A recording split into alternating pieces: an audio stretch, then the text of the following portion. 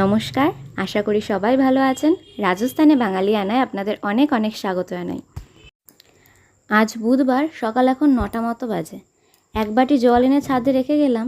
যা গরম পড়েছে, পাখিদেরও তো প্রাণ ওষ্ঠাগত হয়ে পড়ে এই গরমে। যখন আসবে এখান থেকে জল খেতে পারবে। আর চারিদিকে এত গরম, সবে এখন বেলা 9টা, চারিদিক একেবারে রোদে ঝাঝা করছে। ছাদে এখন টেকা দেয়, আর এত রোদে ছাদ পুরো গরম হয়ে গেছে, পা ফেলা যাচ্ছে না। যাই নিচে যাই। আর এই হলো আমাদের বাড়ির আরেকজন সদস্য বুলি, আপনারা তো জানেনই। আর চারিদিকে এত গরম, আমাদের ঘরগুলোও প্রচণ্ড গরম হয়ে থাকে। সেই তুলনায় বারান্দাটা একটু ঠান্ডা থাকে, এখানে আমরা ফ্যান চালিয়ে বসে থাকি। আর ও আমাদের দেখা দেখি এই বারান্দাতে এসেই বসে থাকবে। তবে যেখানে ফ্যান চলবে উনিও সেখানে। যদি বারান্দার ফ্যান বন্ধ করে ঘরে যাই, উনিও আমাদের সাথে সাথে ঘরে চলে যাবে। খুবই হয়েছে না, খুবই হয়েছে। কানটা মূল্য দেবো। গরমের ভালো লাগছে না, না বল?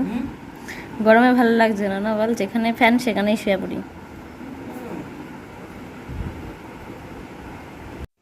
দুপুর এখন 1টা মতো বাজে। মা আর আমি মিলে যাচ্ছি কৃষ্ণনগরে। কিছু কেনাকাটা আছে, তাই শপিং মলে যাব। শুধু শপিং মলেই যাব না, ডাক্তার দেখানোরও ডেট আছে। তাই রথ দেখার কলা বেচা দুটোই একসঙ্গে হবে। ডাক্তারও দেখিয়ে আসবো, আর টুকটাক যে জিনিসপত্র দরকার ঘরের, সেগুলোও কিনে আনবো। এটা হলো আমাদের নবদ্বীপের বড়ালঘাট। এখানে দুটো জেটি আছে। একটা থেকে নৌকা যায় স্বরূপগঞ্জ ঘাটের দিকে, আর আরেকটা জেটি থেকে নৌকা যায় মায়াপুরের হুলোর ঘাটের দিকে। আমরা যাব কৃষ্ণনগরে, তাই আমরা এখন যাব নৌকা চড়ে স্বরূপগঞ্জ ঘাটের দিকে। গঙ্গা পার হয়ে আমরা চলে এসেছি স্বরূপগঞ্জ ঘাটে। এখন বসে আছি বাস স্ট্যান্ডে, বাসের মধ্যে। বাস এখনও ছাড়তে 10 মিনিট মতো দেরি, কিন্তু তবুও এই গরমে আমরা একেবারে ঘেমে নিয়ে অস্থির।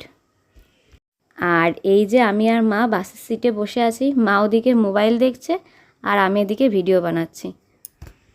এখান থেকে অটো করেও যাওয়া যায়, তবে অটো যায় কৃষ্ণনগর স্টেশনে, আর আমরা যাব কৃষ্ণনগর শহরের মধ্যে। ডাক্তার দেখানো হয়ে গেছে। আমরা এখন এসেছি কৃষ্ণনগর স্মার্ট বাজারে। কিছু টুকিটাকি জিনিসপত্র কেনাকাটার ছিল সংসারের। আর বুধবার করে এসেছি যখন, বুধবারে খুব ভালো ভালো অফার পাওয়া যায়, অনেক কমে জিনিসপত্র পাওয়া যায়। তাই ভাবলাম কৃষ্ণনগর যখন এসেছি, দরকারি জিনিসপত্রগুলো নিয়ে যাই। যাই হোক, আমার এই ছোট্ট ব্লগটি যদি ভালো লাগে তবে অবশ্যই লাইক করবেন, কমেন্ট করে জানাবেন যে কেমন লাগলো। আর আমার ব্লগ আরও দেখতে চাইলে অবশ্যই চ্যানেলটি সাবস্ক্রাইব করে পাশে থাকবেন। দেখা হবে খুব শীঘ্রই নতুন আরেকটি ব্লগ নিয়ে। সবাই খুব ভালো থাকবেন, সবাই খুব সুস্থ থাকবেন। আর আজকের মতো এখানেই বিদায়।